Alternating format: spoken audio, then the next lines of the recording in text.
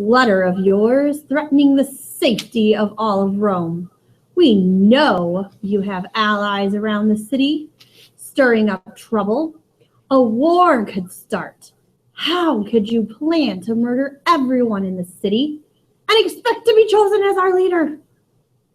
I did not. Where's the proof? Is my name on this letter that threatens the safety of Rome? Well, no, but, it was an anonymous letter. But we know it was you, which is why I have worked so hard to defend the city against you specifically. Oh, don't worry. I'll be leaving this city, but I'll return with more force with my allies than you can imagine. Nothing could stand against me. I've heard of your plan to assassinate me, and I've planned to ambush your own ambush by using fake allies for you. We've caught your... We've caught your conspirators, and they have been executed without a trial. Man, I'm good. I've given 4 speeches practically slamming Catiline into the ground. They were so good. I'm going to get elected. I'm going to get elected. I'm going to get elected. And that Catiline conspiracy will end. Meanwhile, at the Battle of... Now I've caught you! Boom! And Catiline dies in battle.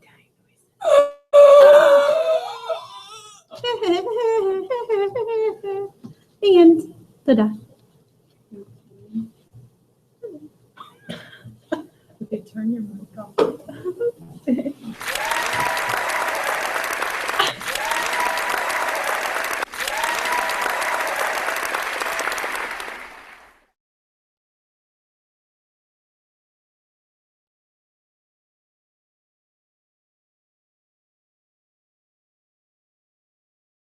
I don't know.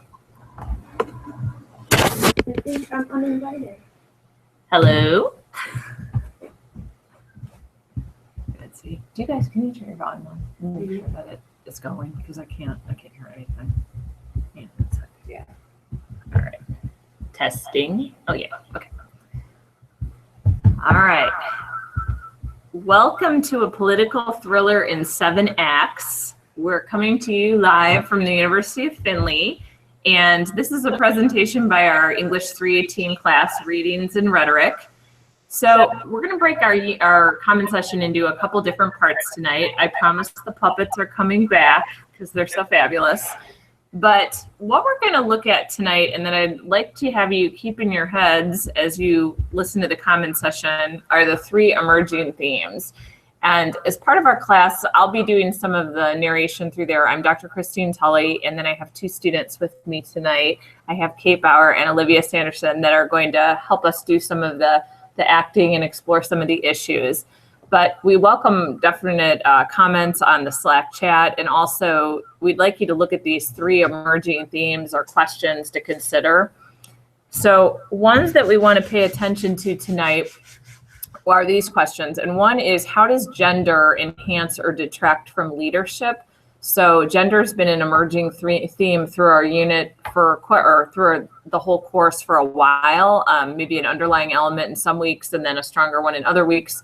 But it's one of those things that we don't feel is a neutral element. And so we look at that as one of our points tonight. So if you could keep that in mind. A second question that we'd like you to look at would be, how does rhetoric or the art of persuasion enhance or detract from leadership? So in this unit, we looked at what rhetoric actually is. And so the easy answer is it's the art of persuasion, but it's not just the art of persuasion. It's also the art and then the knowledge of knowing which rhetorical tools to use when. So Cicero is somebody that's known for knowing how to use these tools very effectively. He's often been, President Obama has been compared to Cicero because he does a lot of the same things that Cicero outlines in his works.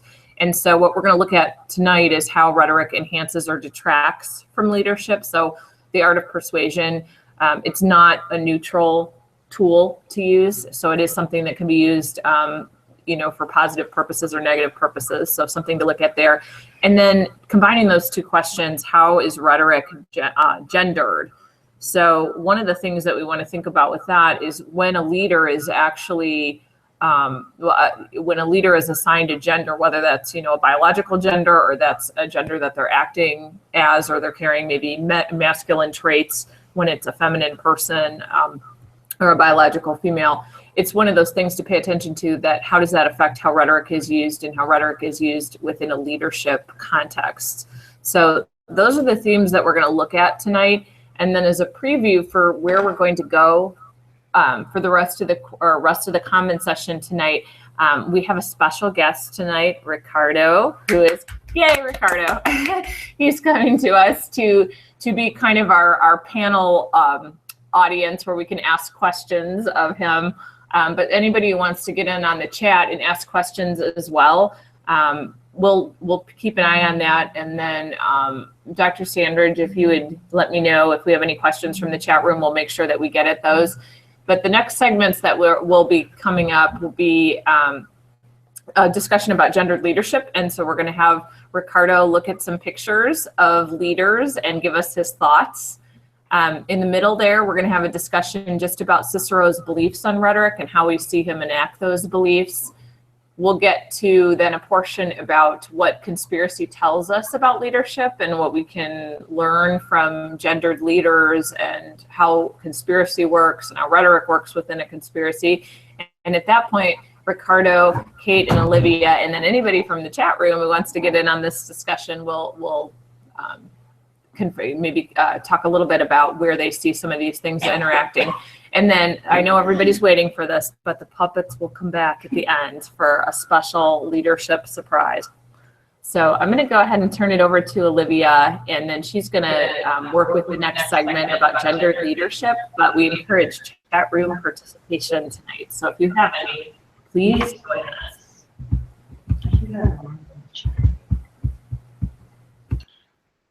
Okay, can you see my screen? Now I can. All right. This PowerPoint is entitled, Can a Leader Be Gendered, and is the appearance of a leader a mode of persuasion? For the first picture, we are looking at, do either of these pictures reflect President Obama to be softer? On the, well, it would be your right, is the classic presidential picture, and on the other side we have a picture of him during a speech where he's very fired up. Ricardo, do you think that one of these pictures presents him to be a little softer? Or anyone in the chat room, do you feel like one of these pictures leaves him to be softer? I think Ricardo's going to join us in about 5 more minutes.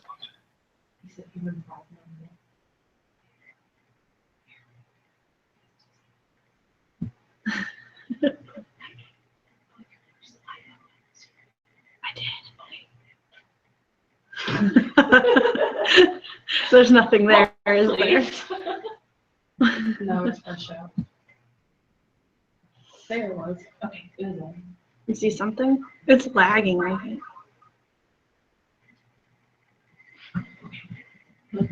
Put your second 3% up there and say, I'm going to leave it up there for a minute and collect chat with thoughts. And just say something.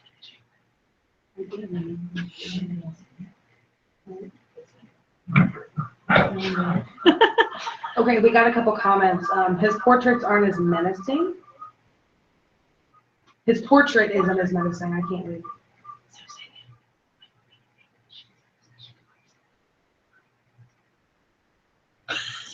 Okay, so we see a comment that says that the portrait isn't as menacing.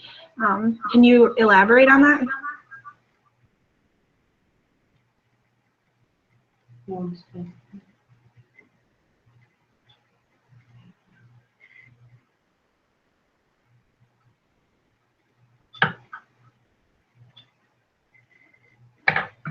Oh, did you what? Mm-hmm.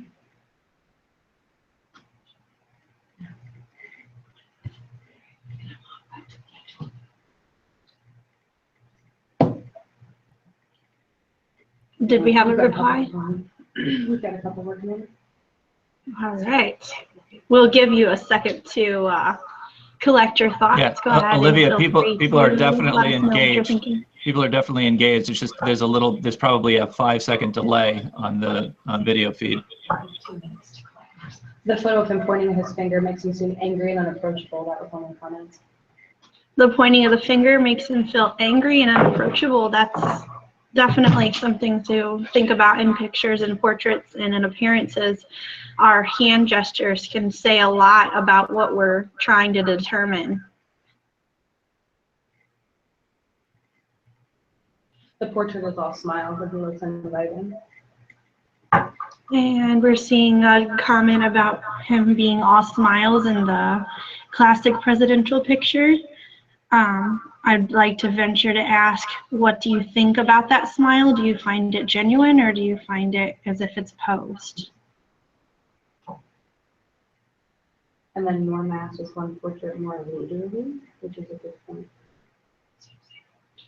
And Norm just asked a question about if one of the pictures makes him look more like a leader. I personally have more gravitating toward when he's more fired up in the speech picture. Feels like he's actually going into action and not just there for a figure. But what do you guys think? There's a point. I would say he looks more posed, like the school day pictures. Oh, the school day picture. Yeah, he does look posed like a school day picture.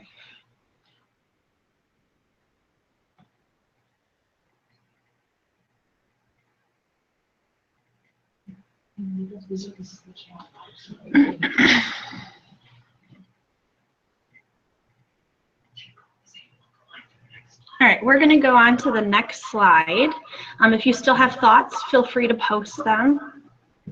The next one is, which leader appears stronger or more masculine? And we have a picture of Ronald Reagan, and we have a picture of Queen Elizabeth. Let me know what you're thinking when you see these pictures. Are you thinking of one being stronger or more masculine, or do you tend to gravitate toward one picture? I know when I look at it, I gravitate toward one over the other to want to just look more. Is there something that's causing that? Can you elaborate on what you think it is?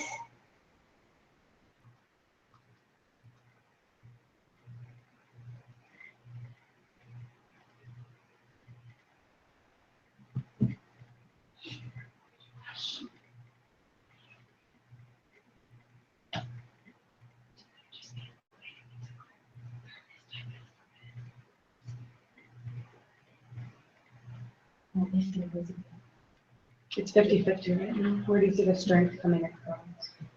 Oh, and that is awesome to see that a lot of you, or at least one of you, sees Elizabeth as being stronger. That was something I thought of when I was looking at the two pictures, which is strange because most people think of a female leader as being weaker, but in a typical picture taken to obviously show that they're the leader. And they're both generally the same picture, just in a different person in a different time period. But yet we're seeing the female be stronger. So maybe that answers some of our question. Posture and stern demeanor. Reagan's smile looks friendly and approachable, but Elizabeth looks more powerful and regal. I'm liking the comments we're seeing. We're seeing that despite your gender, it's how you present yourself that creates a stronger or more masculine approach and makes you more like a leader. Good comments, guys. Thank you for your participation. All right, we're going to go ahead and move on to the next one. Everyone hold your fire, but it's, which leader appears to be a stronger voice? And we're going to set aside all the political ads and we're going to look just at these images. I tried to pick candid pictures. There's not really anything in the background. They're close up. They're both generally smiling. Tell me which one looks like a stronger voice just from the appearance. Hi, Ricardo. Nice to see you. Hello, good afternoon, everyone. Sorry for being late. Glad to be here. Go ahead and weigh in with us for us, Mr. Ricardo. Right now we are deciding which leader appears to be a stronger voice. A stronger voice. Can you define voice for me?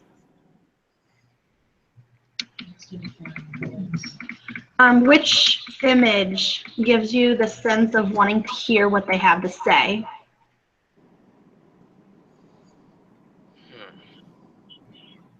I would have to say Hillary. Yeah, I think that she feels like, for me, it feels like she's more approachable. Someone that might actually open up just from the image. And Trump obviously looks more businesslike, a little colder, even though he's smiling. I'm not quite buying it. Yeah, the smile definitely.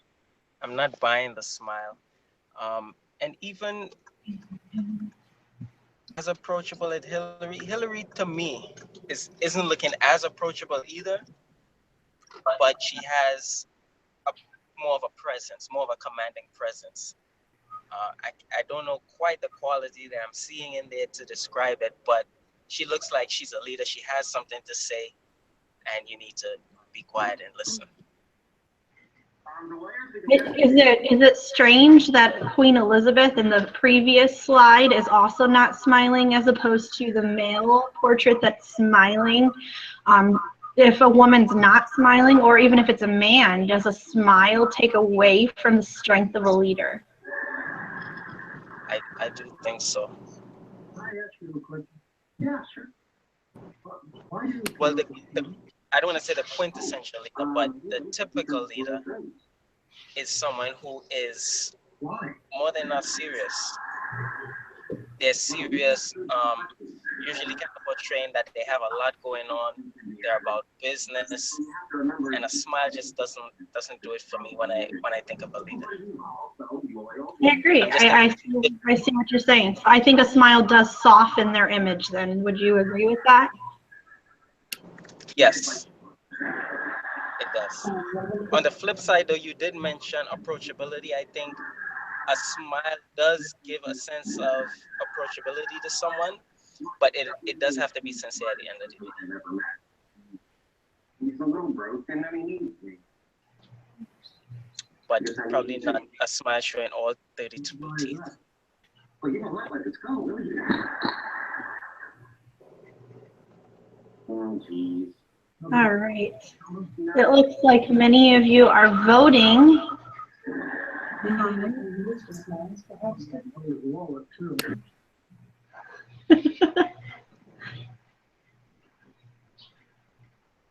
There was a comment that said that the Canadian Prime Minister smiles a lot, and he says perhaps good looks in general is a plus for a leader. Would you say that's a possibility? You said the Canadian leader smiles a lot, and what you I'm sorry, can you say that one more time? I caught what you said, the first part of what you said about the Canadian leader being one to smile a lot. I just didn't catch the second part of what you said. The second part of the comment was perhaps good looks in general is a plus for a leader. Is that a possibility that an attractive leader might gain more people to follow him, even if he's not a great leader? I think that makes sense to me, yeah. Somebody who attracts people definitely coming attention. I don't want to say more than not talking in at two people. I definitely want to look at the more attractive one. This is bias, but I'm trying to be very as honest as I can. Oh no, be honest. That's what we need. What about a more attractive female versus a less attractive man? Do you think the more attractive female could be made a leader as opposed to an unattractive male, even if the male is stronger and more masculine, or do you think that it would weigh it out to being about the same? Like if you had to choose between an attractive female leader or you had to choose between an unattractive male leader, but he was a stronger leader in general. I'm not sure how to answer this, but let me tell you what I'm thinking.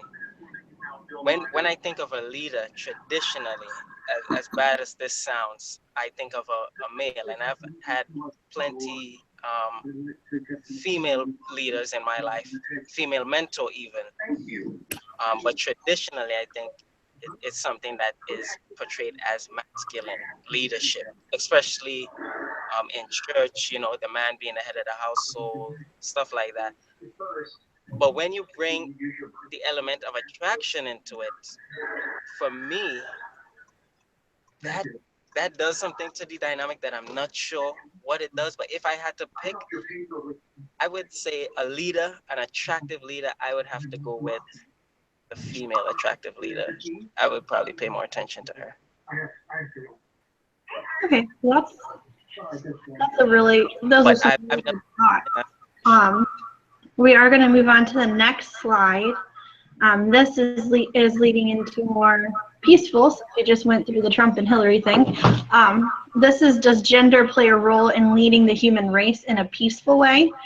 We obviously have the Dalai Lama and Mother Teresa pictured here.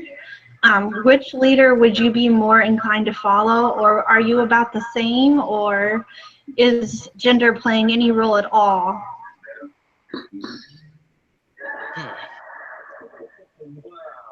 I would have to say I'm about the same. I feel the same way. I respect both of them as leaders very much to choose anyone.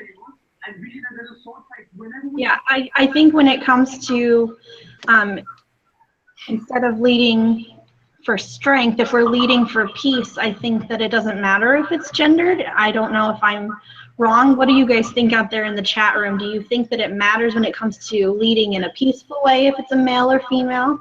Or do you think that a male and female can accomplish the same things in peace? I mean, some people might be inclined to say that a female would be softer, but to establish peace, you almost need more strength than what people give it. I don't think people realize how hard it is to make peace.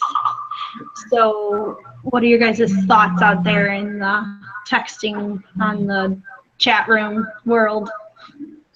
Are these leaders, is any of them stronger than the other between these two?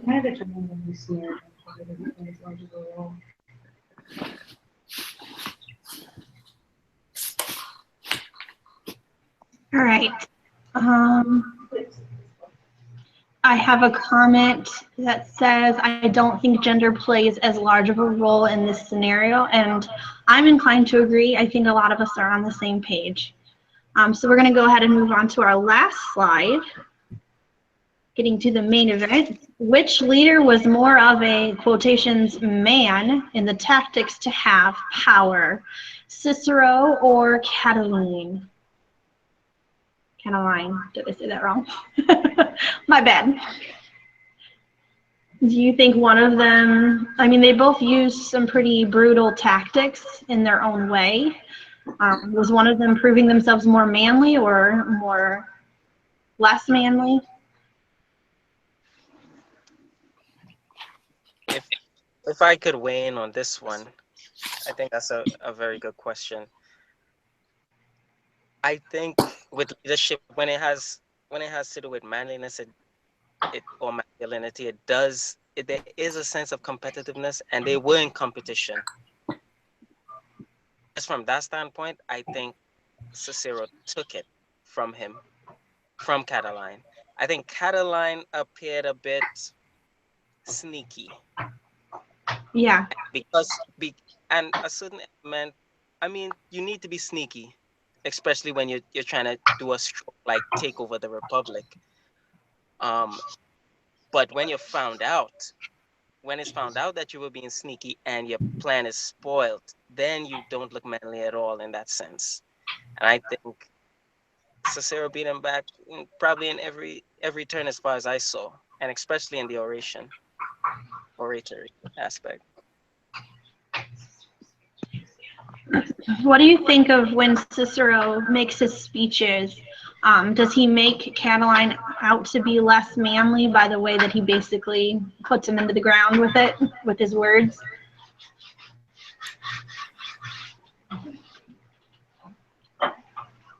Like, does he verbally put him down, basically, as a man because of what he's done?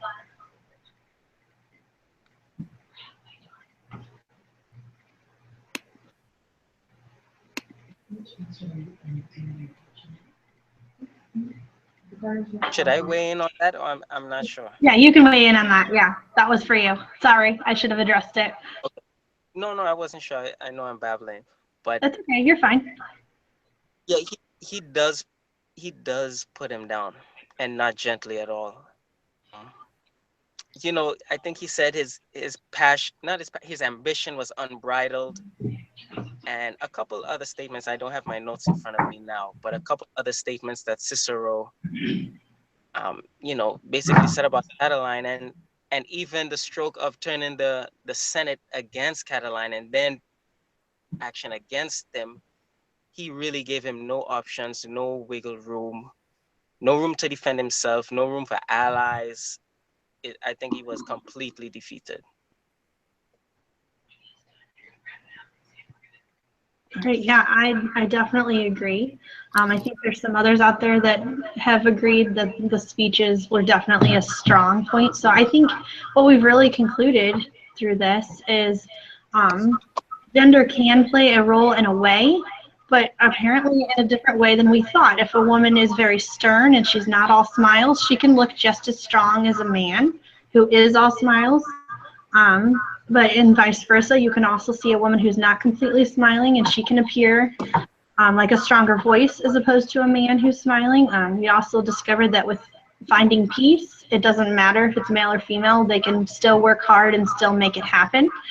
And we've decided that Cicero and Catiline both were manly, but that Cicero pretty much defeated Catiline in the man-to-man war. So with that, we're going to move on to our next session, which is, which is all about rhetoric. And we're going to turn it over to Dr. Tulley. So thank you for joining us and for all of your input out there in the chat room. Well, I guess Penny might have taken it. Hi, everybody. We're just going to change slides, and then we'll discuss Cicero's rhetoric and some of the things that happen back there.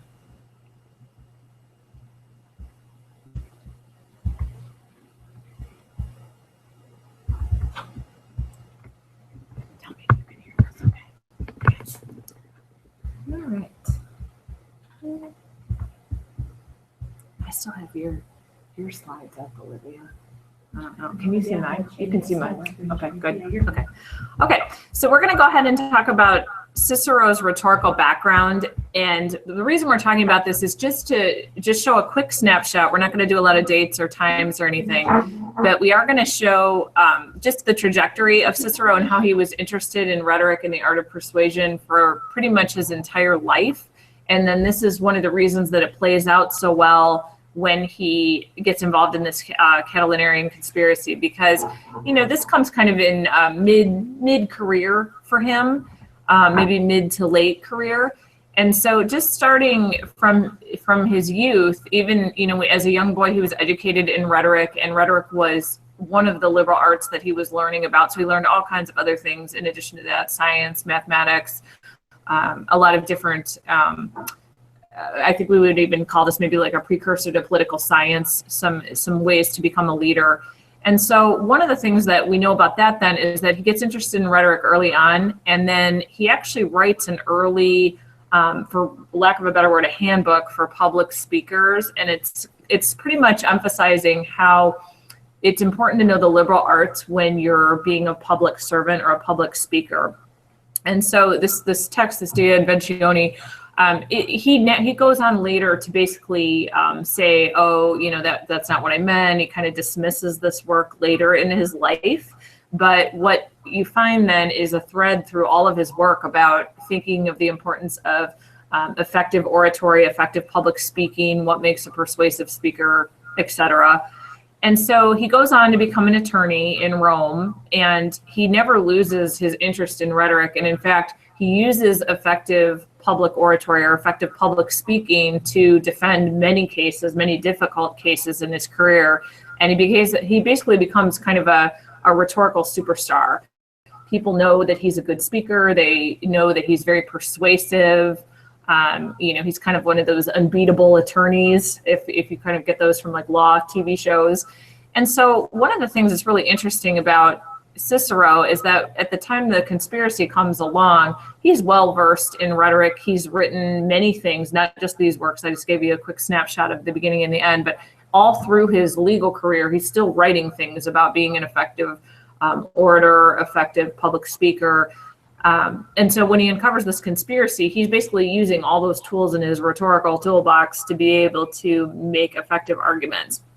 And later, after this, about 10 years after this, or almost 10 years after, he gets to this De Oratore. It's one of his landmark works where he basically sets up a handbook for public speaking, and it's really modeled to some extent off of Aristotle's rhetoric. So some of the things we know about Aristotle, he kind of brings back and spins and makes his own. So what he does in that work is he's pretty much sets up the different parts of a speech and what has to be in there.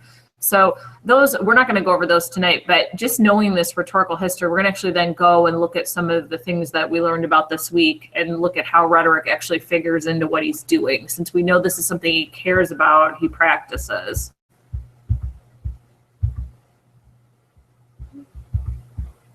Did it switch? Okay, not yet. Did you get basic principles? Yeah. Okay, good.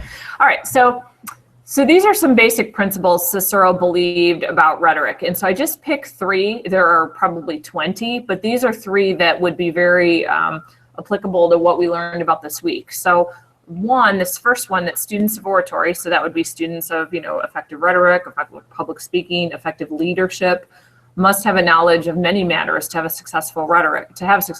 So basically the bottom line here is that he does believe in a liberal arts education, and I know that part of our project with the Synoikis course and the ancient leadership course is to not just teach about leadership, but to think about leadership in the context of the liberal arts and in the context of a liberal arts education. So he does talk about this idea that it's not enough to know how to persuade, because there's lots of people that are very persuasive, but maybe are not doing it under the most ethical circumstances or the best circumstances. But he says, having this liberal arts education actually provides a better background because you have more context, more subject matter. You could speak on a variety of issues in an educated way versus just knowing, say, one thing like economics or, political science or something like that. Another thing that he does talk about is this idea of putting a speech together thoughtfully. So some of his best speeches, and in fact, all of these rhetorical texts, even the very early ones, are put together in such a way they're very deliberate. He has very careful word choice. He has careful arrangement of subject matter and how he actually, he basically structures his text. And basically his most famous work, the De Oratore, when he's talking about that, in there, he's basically saying, what are 6 things that need to be in a speech? How does it need to be arranged? Arrangement is a huge thing with him. So basically his argument here is that it's not enough to speak well, but you have to put a speech together in the right way. So one thing about Cicero that I think is maybe a misconception that when I teach about him that I find that students learn is that they think he was great because he could think on his feet and be, really like off the cuff, fabulous speaker. And that may have been the case. We don't know. We weren't there. But also we know that he's very deliberate in the way that he structures how he says things. And so it might look effortless or it might look like he just did it off the cuff, but we know that he really put a lot of time into it. And this is one of the reasons why he's been compared to Obama, because some of the speeches we see seem very spontaneous, but they're written deliberately. They're set up a certain way. One of the articles I put in our module for this week even compares the two and talks about that a little bit. But there's been a lot made of how they're made to seem effortless, but they're actually not, and they're very thoughtfully put together, and they actually model a lot of things off of Martin Luther King Jr. in some of his speeches. So things like repetition of certain phrases, etc. So, and then the last thing that a basic belief to kind of keep in mind is that students have to understand emotion. So Cicero is one of these interesting figures where If you've seen the HBO show Rome, Cicero is a very emotional kind of a character on there, if you want to see sort of a modern day example. But he's looking at it more scientifically, almost like how can I appeal to an audience in a way that I will be able to capture their emotions and work with the emotions that they have on an issue. So basically tuning into where an audience is as a starting point really matters. So then I thought we'd look at two examples of some things that Cicero has said, and is specifically in the Catiline orations. And then we can look at and see what he's doing with rhetoric in these. You don't need to know anything about rhetoric to recognize these things, and feel free to weigh in on the chat room. But there's the first one here where this is one of the most famous, and probably the most famous piece from his 4 orations against Catiline. The first one that says, "When, O Catiline, do you mean to cease abusing our patience? How long is that madness of yours still to mock us? When there is to be an end of that unbridled audacity of yours, swaggering about as it does now." So one thing you can see here, just taking a look, are questions, right? So there's 3 questions, and there's a couple of things that you probably do now in an argument paper or in a text. So by grouping us, using words like us and words like our, this is something where Cicero is trying to identify with the audience, get the audience on his team. Like, we're all a group, and then Catiline is the you. He's the person that we're against. There's repetition, where he's starting with the when questions. So that's in there. There's adjectives that we would recognize. So and even descriptive words, like swaggering about. He's trying to create a mental picture there and get his audience, angry against Catiline. This is a short phrase, but this is basically his opening attack. So if you look at it, you can see that he's basically putting in lots of words to get the audience all riled up. So this would be something we've seen before. So words like madness, this madness of yours, or abusing our patience. By doing so, he pretty much sets Catiline up to look like he's, not maybe an ethical leader or a reasonable leader. So in some of the commentary this week about the debates, or about somebody like Donald Trump, and actually Hillary Clinton as well, both candidates have been accused of being like off kilter, or being crazy, or being, off balance or something like that. So this is a technique that's been going on since ancient Rome. So Cicero, did pretty much the same thing to Catiline to set up his audience in a certain way. So, and I love the comment in the chat room that the adjective unbridled makes Catiline seem like an untamed horse trampling on Rome. Yes, that was intentional. Yes. So I'm going to put up, for our last part of this segment, I'm going to put up a longer passage, and I invite folks in the chat room to say, whatever it is that they can see that Cicero is doing. So you don't have to know any of the rhetorical techniques or phrases, but just eyeball it and see what words stand out to you and what would the audience say. So here's the example. It's long. This is Cicero later in the speech, still in the first Catilinarian speech, but it's another passage a little farther down. So you don't need to know what's going on to see what he's doing. So take a look and start writing it, starting putting things in the chat room that maybe suggest, different thoughts about his passage.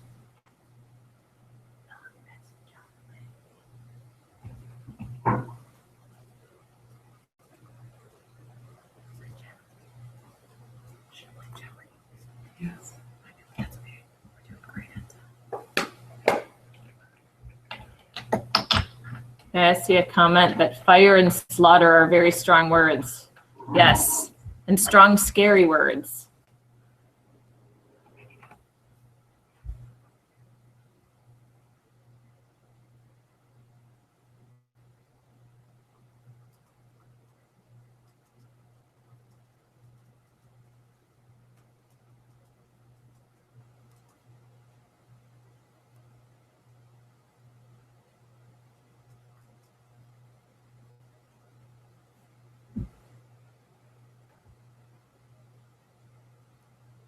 Okay, and then there's also some comments here about using empathy to relate things to the past. So there was once, so that makes it sound nostalgic almost. And also for those of you that are in the Slack chat right now, there's a clip of Cicero and HBO's Rome. So it's kind of a fabulous capture there if you have a second to check it out.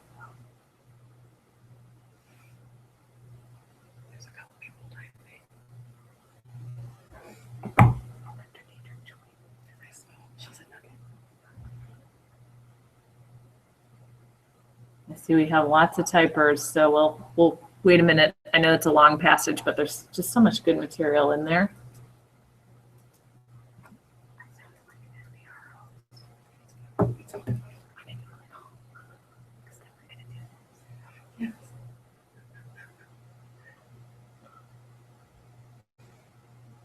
All right, and then we have another comment out there. It says the connotations in his word choice makes a strong, memorable speech scary and emphatic. So yeah, where have we heard that before? Lots of scary and emphatic speeches over this debate and political season.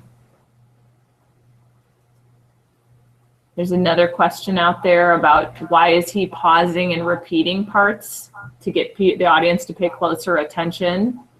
Is that an effective technique? One thing we might want to think about here is, unlike, you know, our culture where we can play, you know, things on Vine over and over again, this is a very, in a lot of ways, it's still a very oral culture, even though people were, you know, some people were reading and writing during this time.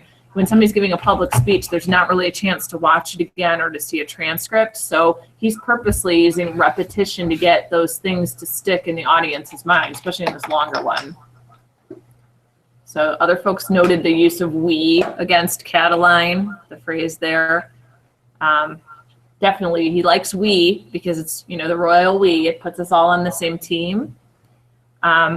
Especially, and if we're looking at some of these other things in there, he does praise, or maybe not even praise, but he basically puts some good qualities to the other councils or the other folks that are in the Senate. And so he's doing that on purpose because he basically doesn't want a senator to agree with Catiline and then, you know, go against him. So if he makes it sound like he's the noble one, he's doing his civic duty, his senatorial duty, and other senators are doing the same thing when they go against Catiline, that's an effective technique here.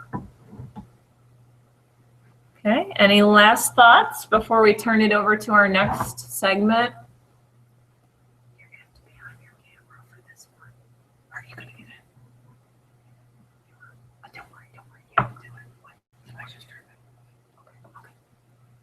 Okay, so there's another question out here really quickly here where it says, in a way, our social media clips modifies and then shares parts of speeches similar to what Cicero is trying to do. You know, is this something that's happening now? I mean, you know, we can put that out there, see what else folks think. One of the things that we can see in here is that because this was a live performance and it wasn't, you know, it wasn't able to be recaptured in that way. You know, one of the things that we might think about now is when things are replayed or recaptured, that might be a way to try to recapture that repetition. Okay, let's keep having comments in the chat room, but we're going to go ahead and turn it over to the next segment. So what we're going to do for our next part is to kind of get close to closing out. We still have the puppets at the very end. I know you guys are holding out for those. But the segment we're going to go to next is, what is the conspiracy itself? So we learned all about the Catilinarian conspiracy. So what does this tell us about leadership? What does this teach us about rhetoric, gender, who's right, who's wrong? And and we could talk about it obviously in the context of an ancient leadership scenario, but also what does it mean for leadership today? You know, when conspiracies are out there, there's been conspiracy theories going on, you know, really this whole political season. So what do these teach us about leadership? So for this portion, we're going to go ahead and ask Ricardo to come back or to come back and join us. Olivia is going to join us. Sure, why not? And Kate is also going to join us. We'll give her just a second to set up. And we're going to go ahead and just put some thoughts out there about it. So I'm going to leave this as an open forum for Ricardo, Kate, and Olivia to go ahead and put out their thoughts about conspiracies. But chat folks, please join in, and I'll throw those out there in the chat room as well.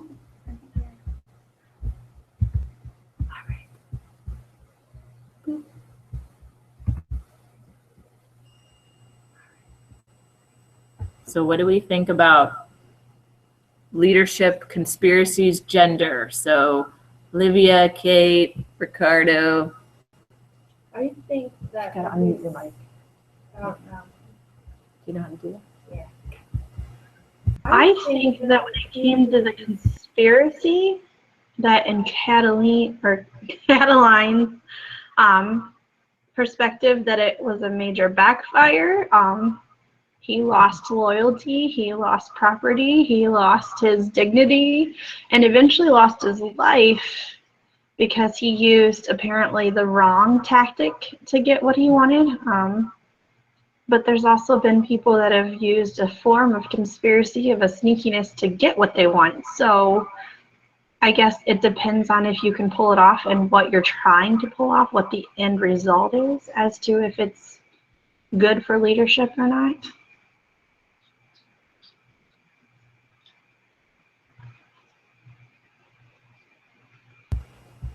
All right. Any other thoughts? And definitely, folks in the chat room, we're watching you. So put some things out there. We know now a little bit more about rhetoric. So, you know, one of the things that has to happen in these speeches is that Cicero needs to convince folks that there is this conspiracy, and then what does it mean for Rome? So, you know, one of the things that we have to think about there is with persuasive language, you know, when somebody says there's a conspiracy, if nobody believes you, then it doesn't really help you any. And I know that that's something that's going on right now in our political season, where we have a lot of conspiracy theories out there. Well, one of the things that many of the candidates have tried to do is to show that it's a conspiracy theory, because otherwise nobody believes it if it doesn't come true, or if it isn't something that's out there.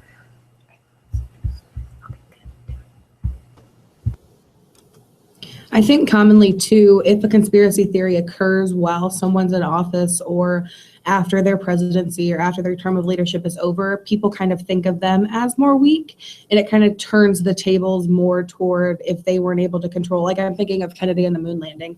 People thought that didn't happen.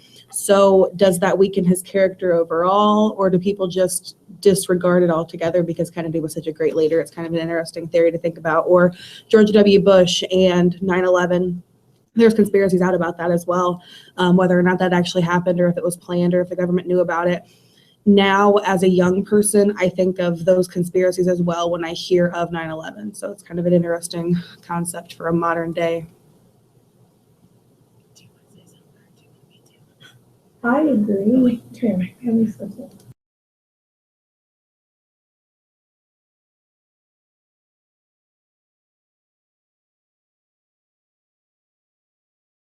I'm really good at muting myself. I'm just not good at unmuting. I think that conspiracy theories definitely play a role in our thinking and our impressions of the person who's trying to gain leadership. And it seems to be a very common thing to go to when you don't like the person. So you think, oh, well, they must be part of conspiracy, and they must not really be who we think they are. But is that us being weak? Are we deciding that we don't have any other arguments, so they must be part of some conspiracy? Or are we just not sure what to think about them, so we think they're part of a conspiracy? Or are conspiracies actually real? Is there actual fact to back them? Any thoughts out there in the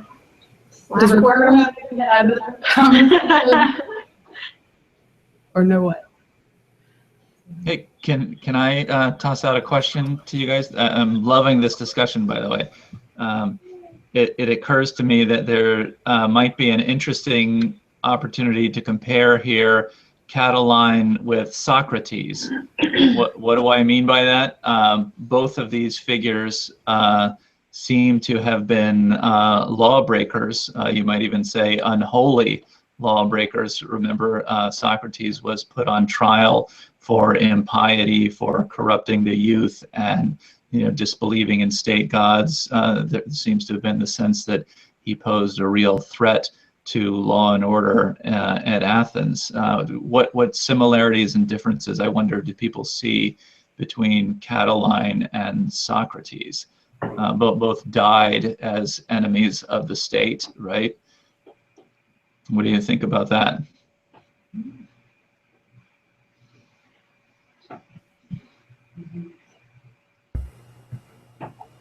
Yeah, I just want to also point out while we're thinking about that Norm did put out a little free-for-all. So anybody who wants to join us in the Hangout, it's not too late.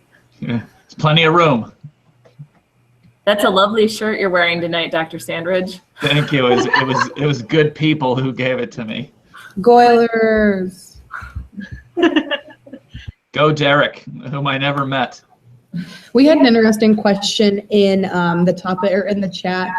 Do we use conspiracy as a way to explain things we don't understand or don't want to do? It's kind of an interesting take on things because there's a conspiracy a way for people to more or less make up the truth so they can hide what people know or they don't know altogether. And then on the Socrates tangent, someone said Socrates does not show much political aspiration, which was kind of an interesting concept too, and maybe as a way that he can relate back to Cicero. I can't. Oh, and I also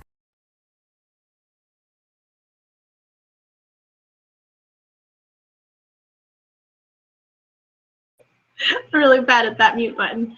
I also see a comment that says, I think conspiracies can be real and can also be used to deflect attention. That's an awesome comment. I think that's kind of where I was trying to go when I was rambling. But yeah, I think we're making really good points here.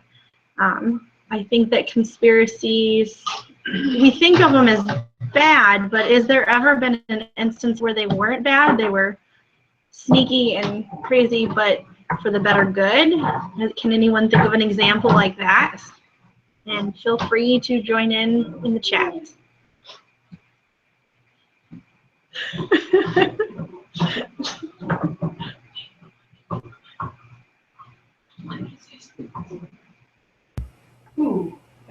Oh, we have some good comments showing up on here. So one of the things that just came up here, there's a few things. Like there's comments that conspiracies can be real and they can be used to deflect attention. So I know one of the things that's going on, occasionally I'll listen to POTUS on XM radio. I don't know who else listens to that. But a lot of times they have the press corps for the candidates kind of debate with each other what's actually going on in the campaign. And I heard this really interesting debate from all the candidates, their press corps, and what they were talking about there was that this exact thing, that conspiracies can be used to deflect attention. And so what people are looking at is not the fact that a conspiracy exists against a candidate, but then what they actually do about it and how they actually show that they're an effective leader. So it's something that we want to think about maybe. There's also some different comments in there about Socrates and how Socrates is a different character than Cicero, although both of them are definitely part of rhetoric and founding rhetoric, but made this whole idea that he doesn't aspire to political office, but he's concerned. He cares about what's happening in the polis, what's actually happening in leadership. So we'll take last comments from the chat room, and then I know we have just 4 minutes left, so we have a special treat for everyone tonight in keeping with the theme of our week. Oh, yes. Ready? All right. You have to do it. We're here. We're doing it. It's close to midnight. Something evil's lurking in the door. Another moonlight. It's easy that I almost stopped your heart. Hello. You try to scream. Do you have any final thoughts about political thrillers? We'd love to hear them here at the University of Findlay. You start to freeze, and so it looks you right between the eyes.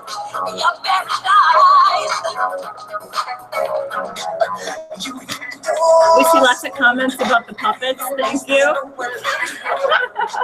Thank you to our Teacher Resource Center and Hobby Lobby.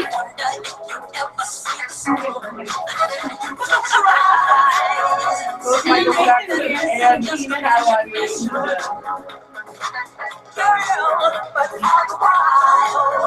We have a comment from the room that both Catiline and Michael Jackson are both deceased. And we have votes for Catiline winning the dance contest.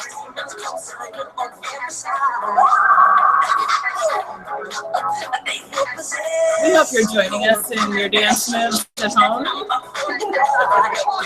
And we are going to sign off for tonight from the University of Findlay. We've enjoyed your company very much. And goodbye. Have a lovely evening.